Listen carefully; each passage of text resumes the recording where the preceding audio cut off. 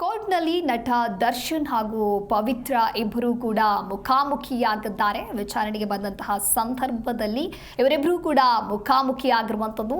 ಲೆಫ್ಟ್ನಲ್ಲಿ ಪವಿ ಜೊತೆಗೆ ದಚ್ಚು ಜೊತೆಯಲ್ಲಿ ಮಾತನಾಡಿರುವಂಥದ್ದು. ಹೊರಗಡೆ ಎಲ್ಲವೂ ದೂರ ಆದರೆ ಒಳಗಡೆ ಮಾತ್ರ ಮಾತುಕತೆಯನ್ನ ನಡೆಸಿದ್ದಾರೆ. ಅಂದರೆ ಲಿಫ್ಟ್ನಲ್ಲಿ ಪವಿತ್ರ ಜೊತೆಗೆ ದರ್ಶನ್ ಮಾತುಕತೆಯನ್ನ ನಡೆಸಿದ್ದಾರೆ. ಟೆನ್ಷನ್ ಮಾಡ್ಕೋಬೇಡ, ನಾನಿದ್ದೇನೆ ಅಂತ ಹೇಳಿ ದರ್ಶನ್ ಪವಿತ್ರಾಗೆ ಧೈರ್ಯ ತುಂಬಿರುವಂಥದ್ದು.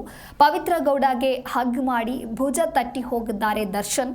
ಇನ್ನು ನಂಬರ್ ಅದಲು ಬದಲು ಮಾಡಿಕೊಂಡಿದ್ದಾರೆ ದರ್ಶನ್ ಹಾಗೂ ಪವಿತ್ರ ಗೌಡ ಮೂಲಗಳಿಂದ ಜಿ ಕನ್ನಡ ನ್ಯೂಸ್ಗೆ ಮಾಹಿತಿ ಲಭ್ಯವಾಗಿದೆ.